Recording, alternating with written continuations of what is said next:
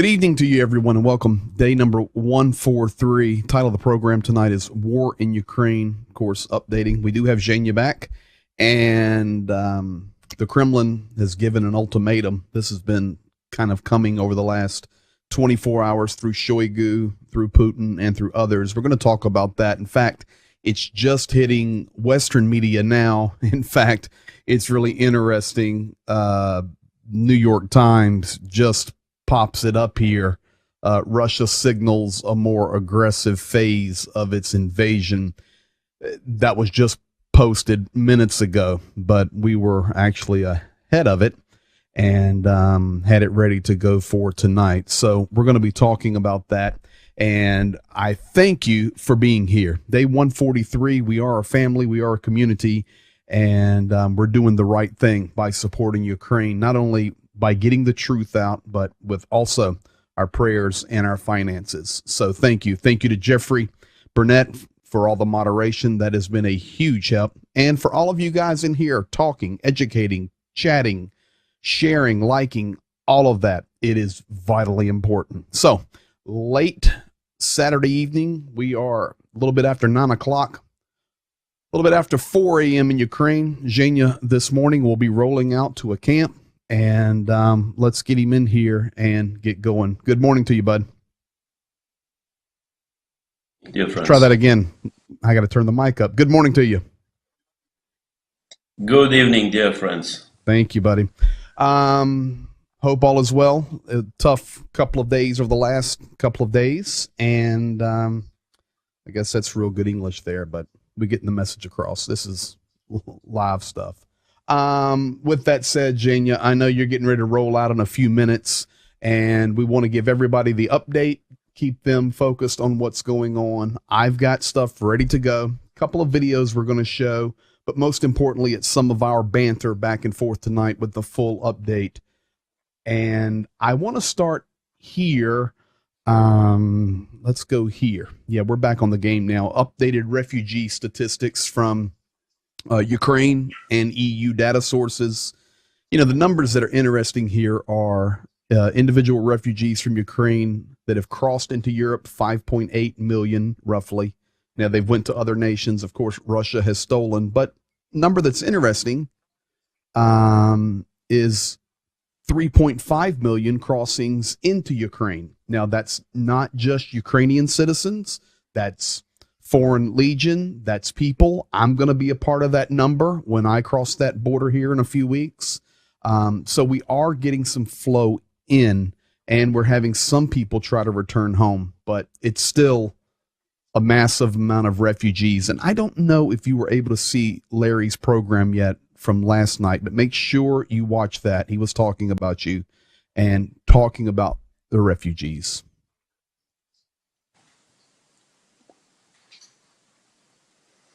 Coming to refugees, it's a signal like that the people are believing in their land. They still believe and they trust. The world is the world started to support Ukraine, and this is the sign of trust from Ukrainian people to the world, that the world will not stop, that the world will continue to supply not just weapons and food and the other stuff, all needed. Yeah, this is one of the signs. Well, it's also a good sign back to the world, not only for the world to Ukraine, but for the world to see, okay, there are people coming, there are people helping, and there are Ukrainians trying to get back home. Now, of course, the ones that are whose homes are occupied or destroyed, you know, we're going to have to find a different life. And I even talked last night about the projection for Ukrainian economy is looking pretty rough over the next 4 quarters. But listen, that's no different than the American economy, European economy. It's a challenging time globally right now. Now we're going to talk about a couple of things here. Right here. Once again, I want to remind everybody of the M3 and the H20. I've got kind of some battle movements there. This is in eastern Ukraine. I had these graphics ready to go before we really got clarity from the Kremlin, how they were going to step up their game. But these are the things we talked about for over a week. We knew it was coming, but Russia is trying to rotate around to the north. They're above Slavyansk. They're trying to rotate into Bakhmut. They want Soledar. Conflicting reports. They're on the edge of Seversk. They're not on the edge of Seversk. Regardless, the yellow little highlight there is where they want to come into Seversk. I put the purple zone, Zhenya. You described that a couple of days ago. That is like no man's land. Very little infrastructure, very few roads. It's kind of a no man's land there. And then your golden trophies are the M3 highway and the H20 highway.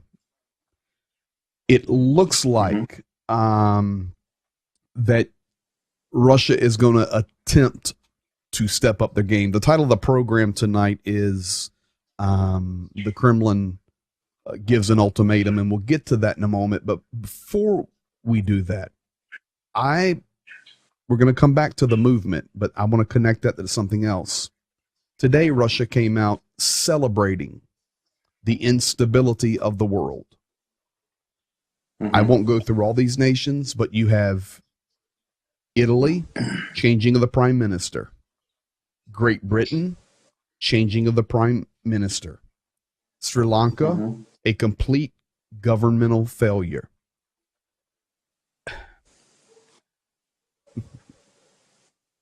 Saudi Arabia now becoming a major player in the game in Middle Eastern nations. We've got battles going on between other nations. But the one I want to focus on also is the USA. Looking back at Italy, the Kremlin was basically laughing, thinking that they're the reason for all this instability. And, I watch a lot of the things that you watch. You've connected me to lots of internal news sources there in Ukraine. And Ukrainians are thankful for America, but at the same time, they're no different than Americans. Well, some Americans, they're concerned by our leadership and how that will play out for Ukraine. And I know you're Ukrainian. You don't want to say anything bad about America, and you don't have to. But our president makes lots of misstatements, lots of gaffes. He is an older fella, and it's an unstable situation for our country. So Russia is celebrating the instability of the world, and they want to take advantage of it. Chaos. I believe they're trying to do and to be involved in that as maximum they want. Go ahead, tell the truth now. They're trying to destabilize it. Yes, they're trying, and they're trying to be involved. So yeah, Podolyak. Oh, absolutely. And Podolyak, I don't know if you saw this or not. He came out with his tweet, and I've got the translation at the top. Traditional, internal, political struggle in Western countries should not affect unity in the fundamental issues of the fight between good and evil, in particular, the weapons supply to Ukraine. Here we go. We cannot allow the Kremlin to use political competition as a weapon to undermine democracies. Once again, this is Podolyak, high level guy making these strong statements. We even had, I don't know who it is because I don't really pay attention to it. I think it was one of our House members. I don't think she's a senator. House member. She's Ukrainian, but only early in her childhood. Now she's in the House in America. And at the beginning of the war, she was screaming, "Biden, help Ukraine, help my native land, help Ukraine." Over the last couple of days, she's been basically bad-mouthing Zelensky and the administration in Kyiv as, I don't want to call it criminal, but as kind of bad guys, and we better be careful of what we're supporting. So, and that's a lady of Ukrainian descent. She was born in Ukraine. So you can see Putin's getting what he wants here, and that is instability. Mm-hmm. Yes, I mean, during the situation, political situation in the United States, Russia is regularly getting in and trying to involve in that at least talks Ukraine, then to blame. I mean, just to use it as a subject of confrontation between political powers, and they're looking for who is a traitor, who is working for Russia, and blah blah blah and blah blah blah. So, listen, all right. Once again, you don't know what I have loaded up. I'm going to go to Lithuania in a moment. I'm trying to show the picture that Putin's job, not his job, his journey right now is to destabilize the world and to terrorize the world, and specifically Ukraine. That's his mission right now. Not only that, he's terrorizing his own people. People don't understand that many times. There was a guy that posted in vkontak.ru, a Russian guy. He wanted Putin to be hung. Well, guess who knocked up on his door? The secret police, and he had to publicly apologize to Vladimir Putin. Here you go. I've got it translated.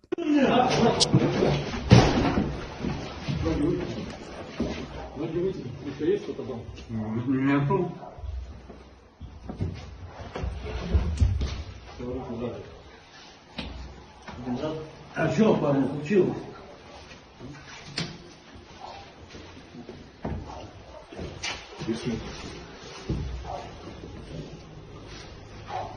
Свет где включается? Ну, вон двери. Настоящим заявляю о том, что я, находясь у себя дома по домашнему адресу, вошел в социальную сеть ВКонтакте, где в пабликах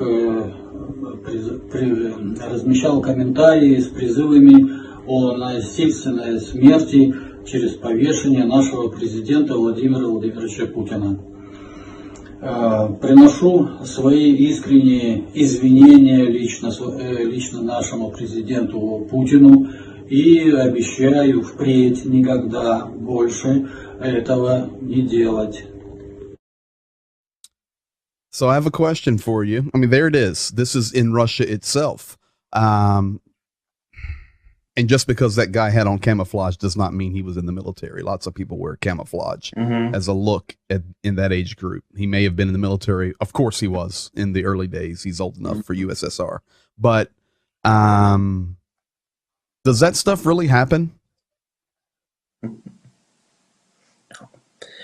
I'm sure, maybe not the same, exactly the same, but any attempt of opposite disagreement with Putin and his party and his decision, coming to that everywhere. Doesn't matter who that person. On the highest level, people, especially in the business, they just disappearing. Disappear. They'll go to prison. I mean, accident, fell down from the rock, fell down from the window, being not accurate somewhere, I don't know, and somebody, iron. And evidently somebody at this level, the other, options are you have the police show up at your door and stand you up, make you apologize. I would say it's like on that minimum, like on a lower level, they can use it just for impress. They're making an example. Premier. Their own people. Yep. Let's bounce over now. Going to keep the same theme going before we get to the main statement tonight about the ultimatum. But right here, once again, talking about the goal of the Kremlin to bring the world into chaos. Here is it Linus or Linus? How do you pronounce that? Linus Linkevicius. Foreign Minister of Lithuania, one of the bulldogs up there in the Baltics. I love this guy. Seventh sanction package in preparation. Who cares? It's what we've been saying the whole time. It's what we've been saying the whole time. Who cares? The world leaders and people that think these things really affect Russia care, but nobody else cares. The EU has now sent exponentially more money to Russia in oil, gas, and coal purchases than it has sent to Ukraine in aid. Folks, I'm going to repeat that statement, and you think about it. The EU has now sent exponentially more money to Russia in oil, gas, and coal purchases than it has sent to Ukraine in aid. Oil prices are up. Ruble is even stronger. Some are still concerned about provocative restrictions. Lamentable. What a powerful statement. Zhenya, of course, I can read it. You can read it. What day was that tweet? Look at the bottom. Can you see it? Today. This is not 3 months ago. This is today, and that's the foreign minister of Lithuania. There is a people, there is country who are repeating and saying the same and trying to take attention of the world on a political level, on a worldwide political field. Hey guys, please realize what's going on. We are sending Russia more money altogether, while Russia is killing Ukrainian people, and we telling very nice messages about how we condemn it. During that time, we're sending money to them much more than even helping that country which is being terrorized, being let's say murdered by Russia. Yes. So basically, we're sending money which Russia is using for the missiles, to paying for the soldiers who is killing Ukraine. Yeah, and this is the same statement we've been making. We've been very specific about it. And I can't comprehend how world leaders cannot understand when they write a check to Russia. That's slang. When they write a check, when they send money, they're paying for this. And I come back to the phrase, I like it better than period. We have lots of European viewers, so we need a full stop. We need a full stop against the Kremlin in every arena. What if we would parallel World War II? That compare the World countries condemned Germany in reality sending money to Hitler, buying something, supplying something to him. Taking from him, paying him money, and condemning. What a bad guy! What a sad situation with the Poland. They just, and so many people are being killed, and the Jews were sent out, and at the same time, it wasn't possible. The world was much more straight. We come back to the same topic we've been talking about for the first part of the program tonight, and that is international chaos, and that is exactly what the Kremlin wants. Please go back, watch our old streams. This is day 143. We've been saying this repetitively since the beginning of the war. This is the goal of Russia. As they destabilize, they can move forward in the chaos. Now, and this is probably not fair for me to ask you this question because you don't know where I want to go with it, but you're the one that brought up World War II. I have the answer that I want to share, but let me see if you come up with it. Comparing World War II to the potential of World War III 80 years later, what is the difference? If we compare Hitler to Putin, and the nations around. So at first it would have been like Poland where they invaded, all of that. If we compare it all, why was the world 80 years ago able to respond stronger, more unified, than the world is responding right now? I have the answer I want, but what would you think? Why was it a different response in World War II to Hitler as it is to Putin? I mean, did you send me the graphic? Did you send me the graphic where there was a picture of bin Laden and he killed 3,000 people? He was marked as a terrorist and hunted down and killed. Putin has killed thousands upon thousands upon thousands, and he's marked as one, don't talk to him and be careful of him. What's the difference? Being politely asking him to stop. Yes. Stop the war, please. Let me see if I can pull that up. He killed 3,000 people. Oh, no question. We need to kill him. Because Putin killing, okay, we need to ask why. Couple things, I would say. On the World War II? Yes. Okay. It's, I would say, the power and of influence, like inside power of pro-Russian guys in all of these countries. Fear.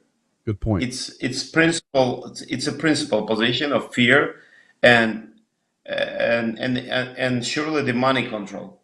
So the sources he has. He's not. I mean, he's not the only one who has these sources.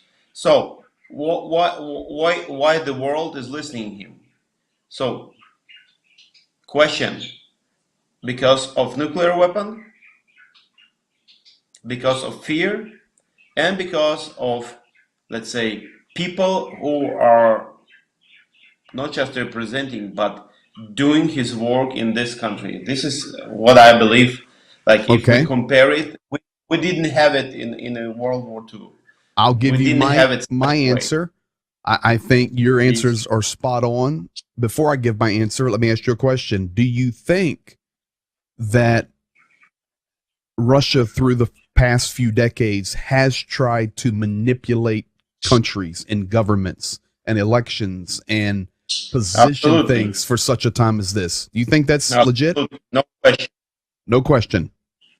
No question for me. Okay. So I would then throw on the answer on top of all of that, that unfortunately in 2022, we do not have strong world leadership.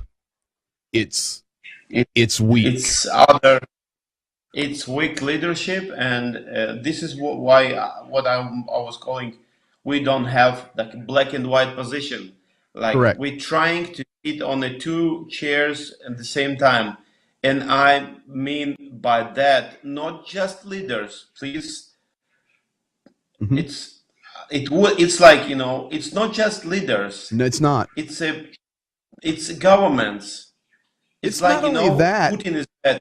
No, not Putin only. He has a whole structure of people, professionals, and he has a lot, millions of people of supporting his people, the people who are happy.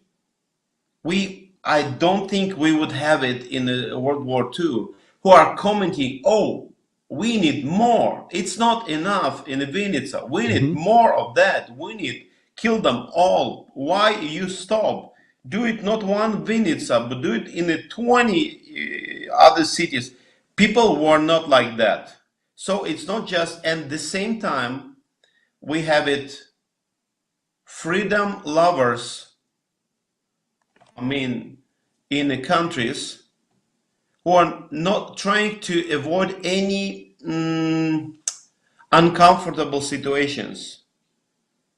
Like the rising prices, not stability about the gas, something like that. It's not just a strong leaders. Yes, I think, yes, the strong leaders. We need strong leaders, and we need strong people.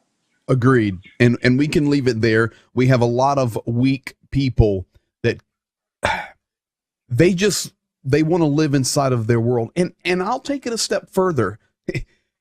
I'm sorry. And listen, I know you've got to get going, but we could go down a rabbit hole with this one, and maybe we will in a future program. But equally, the power of social media and the power of people trying to get this compromise message out, and that there can't be anything in the world this rigid and this strong. You put it all together, and you have what we have. We would have hundreds of thousands of volunteers in Ukraine from other countries. Mm-hmm. Why?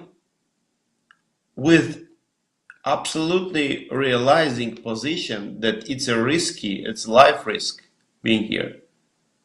But at this moment, we don't have so much international. I mean, we have some, like let's say some are coming, but we don't have. I mean, if to compare, it's my personal position. The people of who was living in World War II would come with that situation. Our borders are ready, open for anyone. You can bring whatever you want to help the people, and we don't have it a lot. Why? It's a condition of societies. Well, it's condition. This is my opinion. Like people are more likely to discuss about that on the distance. I mean, not just. I mean, like even militaries. Yes. More likely to, and even asking, oh, I was thinking that the war in Ukraine is already over, something like that. It's not. Yeah. Yeah, and Zhenya, to be honest with you, that's one of the main reasons that I'm going to be there soon, because you've got to do more than talk. So I'll set an example. I'm coming. But we'll talk more about that later. This is the image that Zhenya had sent me. Osama bin Laden kills 3,000 people, gets eliminated as a terrorist. Putin kills tens of thousands since 2014, gets politely asked to stop. So there you have it. Gets eliminated by whom? Gets eliminated by whom? Who took responsibility? Americans killed him in Pakistan. Who will take responsibility now? It's a question. I mean, like, and it's going. I think the time is coming when it'd be like, okay, no one more day of waiting. Zhenya, one more chance. I was in Pakistan in 2019 before the pandemic hit, and the guy I was with that invited me there, he said, I want to take you up to where your guys killed bin Laden. I can show you the room he was in.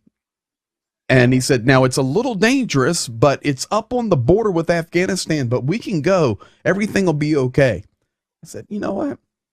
Maybe next time. Maybe next time.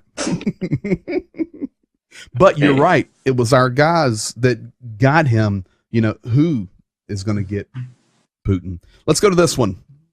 Shoigu calls for an increase. He made specific statements for an increase. Of course, this is Kremlin. This is all of them, like you have said, talking for an increase on the attacks in Ukraine. Now, I want to show a couple of things here with this image. We know this map.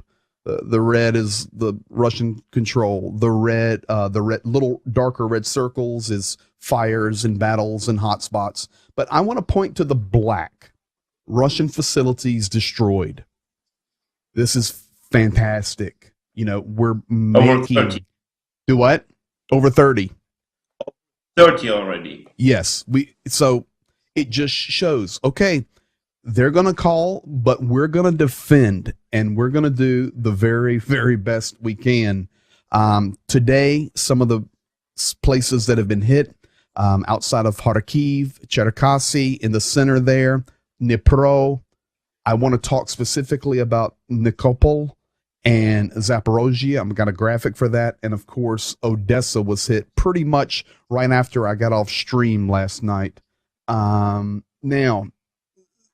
ZNPP, Zaporozhye nuclear power plant, is not only untouchable, but becoming very active. I'll show here, then you can talk about it. But I have satellite image here of the Zaporozhye nuclear power plant. It's Ukraine's. It's occupied by Russia. They're doing all kind of propaganda there. They are turning it into a military base. It is full of missile launchers. It is full of shelling technic. It is full of everything. And now they're using it. They're continually shelling across the Dnieper River there into the city of Nikopol. It's only 9 miles across the river from there to Nikopol. And then to the right, you can't see it on this image, but Zaporozhye is only 30 miles away. They're using it much, much more. And the other thing I wanted to show, I circled in the red there in the middle of the river, hard to see, but basically that is the line between the Zaporozhye and the Dnepropetrovsk Oblast or regions. So once again, they're firing into regions they're not even talking about. You know, Zaporozhye is ours, but they never said Dnepropetrovsk, but just blasting away. And this spot is extremely dangerous with that nuclear power plant, and it's impossible almost for Ukraine to fire on it, if not impossible. Yeah, the Russian non-military. It's unfair to call them military, because military guys has to have an honor and principles. These are not like that. They were using power station, nuclear one, and they were placing the rocket missiles there, rocket launchers, and attacking the Nikopol right from that place, knowing that we cannot answer the same way. We cannot destroy their launchers. Why? Because that way we will make a catastrophe for us own, for our land, for the whole Europe, let's say. So why Russia? it's already becoming like boring. Why Russia is still on the table? Let's say not on the table. At the table with the big countries discussing, talking with who?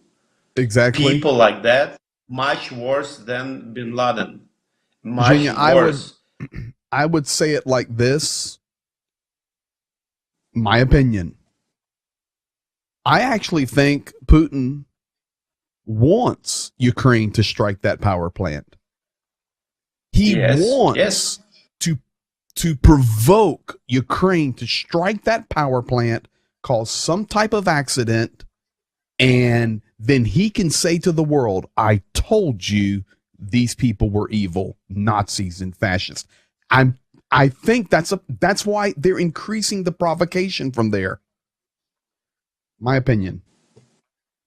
I think yes, and I think all of these attempts, okay, if they have possibility to, and they know the location of our corps, let's say, regiments on the east side, like on the battlefield, they're using their our core, last rocket core.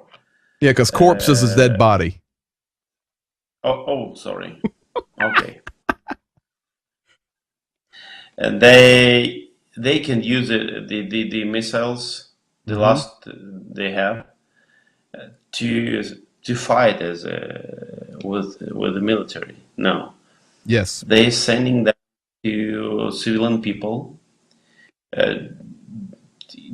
destroying universities, destroying city offices, destroying hospitals. And it's the same they do. Why they do it? Placing the rocket launchers on territory of nuclear power station. It's the same, and at the same time, and I think we need to talk about that. At the same time, At the same time, they starting and sending and throwing the words like, we need, we ready, we will be attacking you in a very, crazy way. It will be a new level. And now it's okay, we have, ultimatum and so on.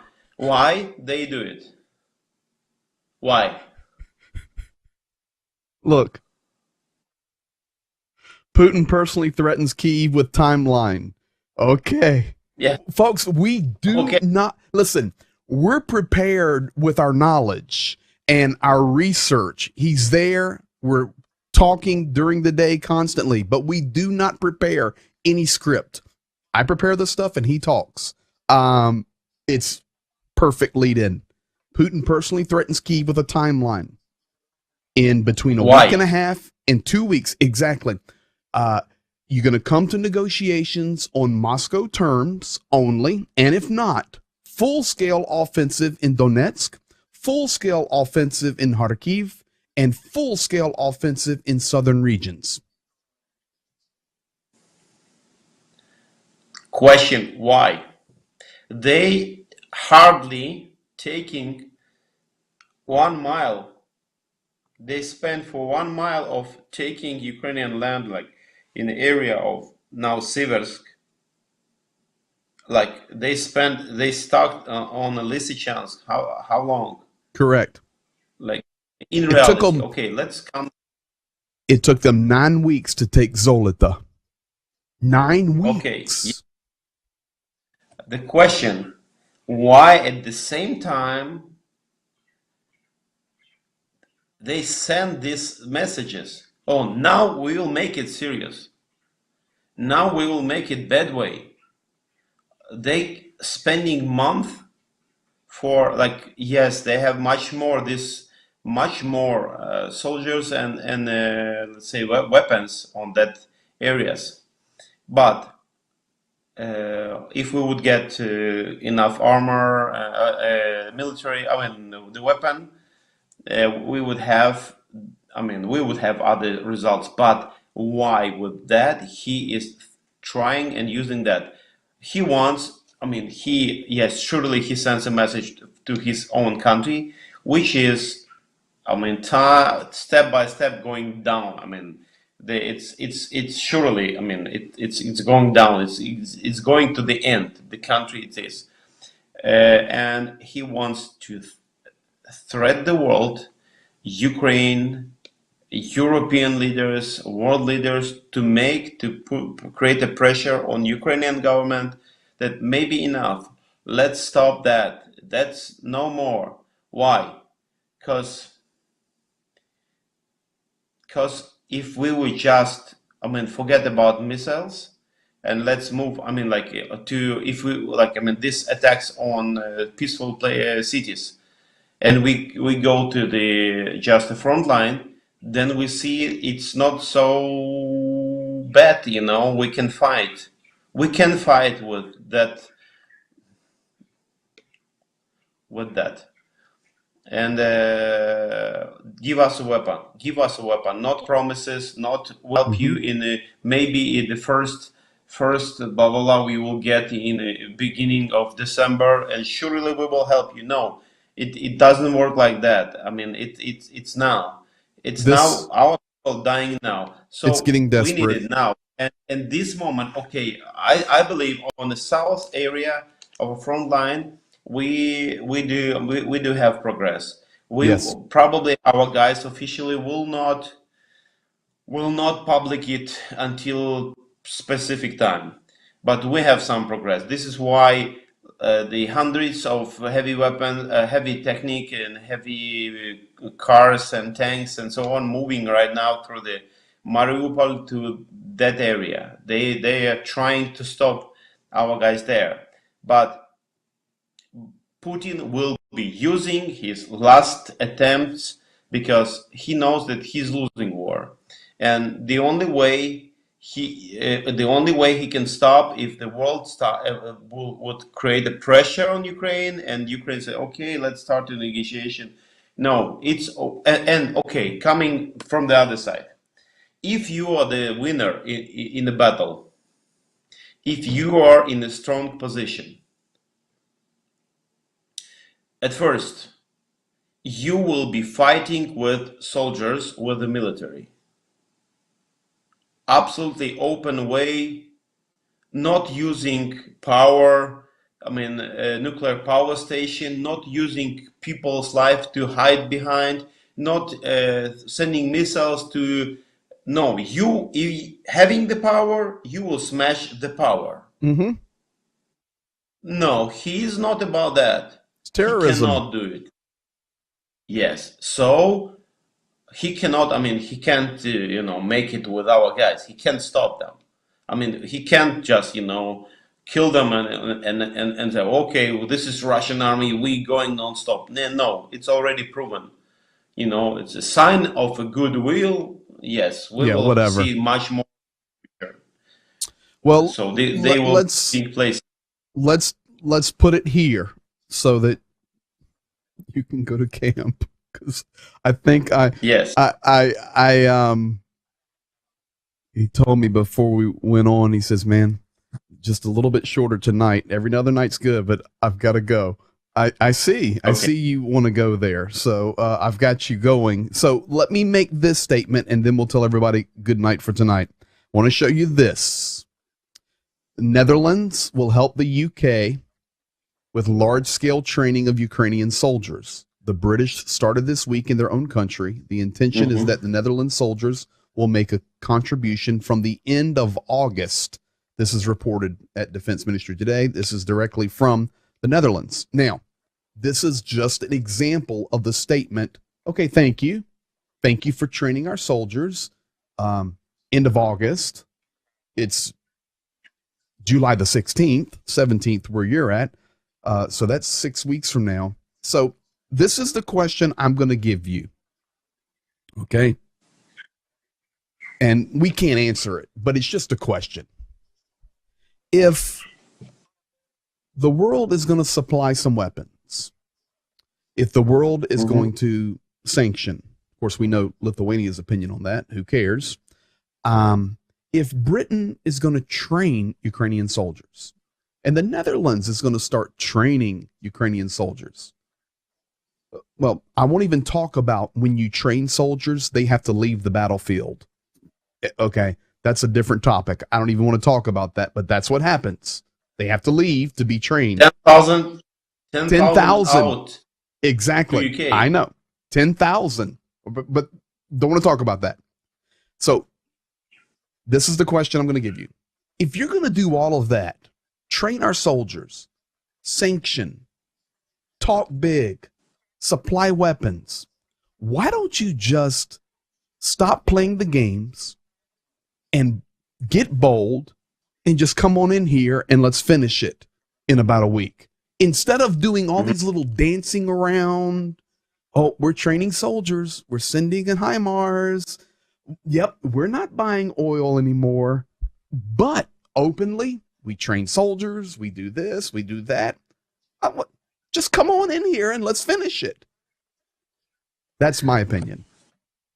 Because in the people's mind, there is that line which, I mean, people trying to not to cross through the World War III, which being like the NATO country. I believe the NATO holds it all. I mean, the regulations and NATO. Okay, let's leave it aside. Well, but here's the deal. You can do all you want. You got to pull our soldiers out to train them. You can give money. You can, which some of it doesn't arrive. You can promise weapons. We're going to train more later. Here's my opinion. In this level of war, dealing with this level of opponent, meaning the madness, this is like Hitler. Now you're at Putin. And the genocide, the terrorism, you can appease your conscience and say, yeah, we're helping from a distance because if we get any closer, we're going to start World War III. Well, here's what I'll say to this. If you don't get closer, you're definitely going to have World War III. stop it now. Yes, because they it will not stop. already started. Why? Because Putin, he crossed that line. Yes. He crossed that line by threatening any countries. He said, we will be getting the help when the moment you helping Ukraine at the targets. So be careful. Exactly. And he already crossed that. Unfortunately, He's killing man, humanitarian people.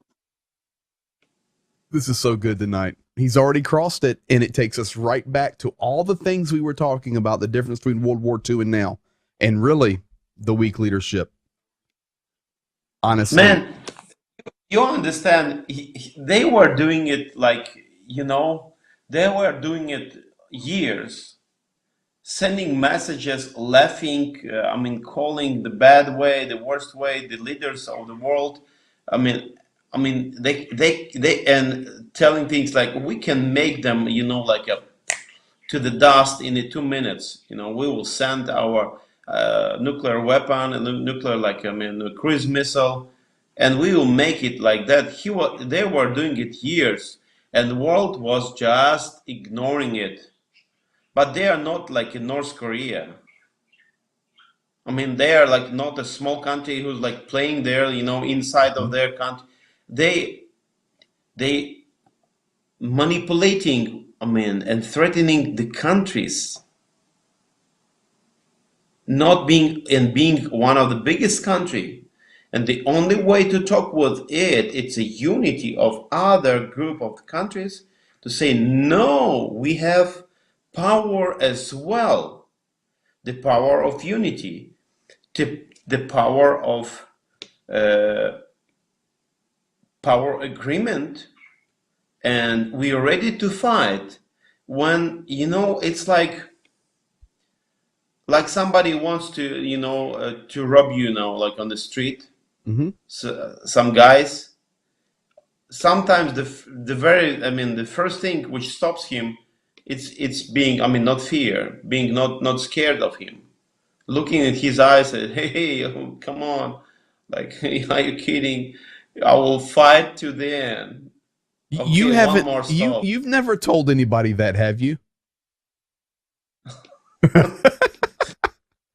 I've watched you tell people that, but it's like, it's like the bully in school. Yes, then it turns to the other. The man, he looks like, and he can be bigger than you, but when you look at his eyes, say, hey, you are bigger, and so on, doesn't matter. I will fight. I will, I will bite your neck. I don't care. I'll take your eyes out. If even that is, and if he sees it's not a game, situation is being changed. Sorry That's for this correct. example. No, it's a good example. But when you are out, if Russia would have as opponent, not like Ukraine was being made a joke with them, the other country was promising, give us nuclear weapon, we will fight for you in case of your borders will be changed. Nobody is fighting. Borders being changed a few times already. Nobody here. All the armies staying in their places. So, and then this country, okay, maybe the world would say, okay, probably it was a mistake, or it was a plan. What was that? Correct. So it's like, if it was a mistake, and then okay, let's take it and fix it. Well, all together. Everything tonight points to one thing, and it was the title of the program, and that is the Kremlin gives an ultimatum. They're playing the bully games. We can make it in one sentence. 40-some minutes, we can make it in one sentence. They're playing bully games, and the only way to deal with a bully is to look him in the eye and say, you don't want to do that. And then if he does, you pop him. And it's over. Why the other country would not say, okay, ultimatum, if you not move out during that time, that these 10 countries are restoring, and we're getting back to Budapest Memorandum, and we're restoring Ukrainian borders, because you were the first one who was guaranteeing safety to Ukraine, and you do not do it. So here it is. We coming just to restore. You're a liar. That's it. You are the country if we of could liars.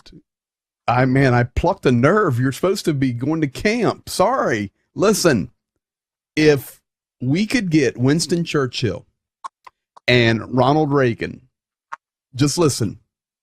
And here's what I think they would do.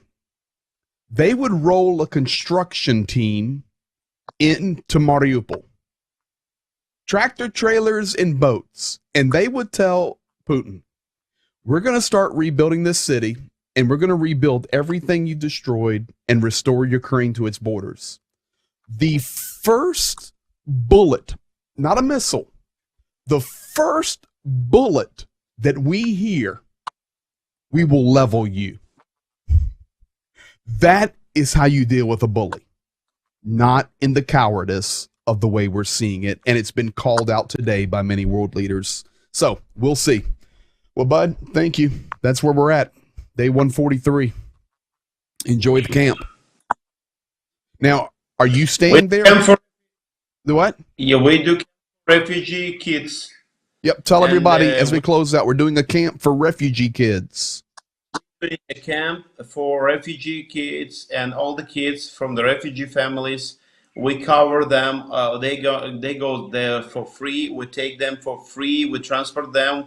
We'll feed them. We'll make a program for them to support them, encourage them, love them, hug them.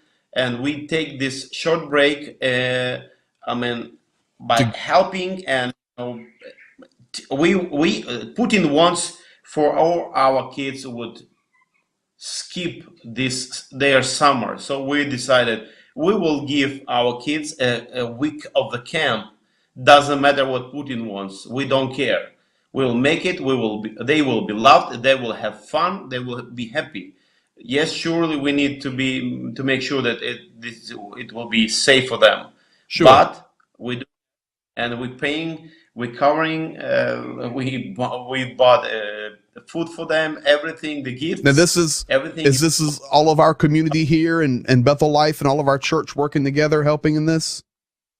Yes, all of you. This is the money I'm using. Awesome. We're doing a camp this week for refugee kids to give them a little bit of a normal summer. Zhenya, that's awesome, bud. So awesome. Be safe. I'll be talking to you. Thank you. We love you.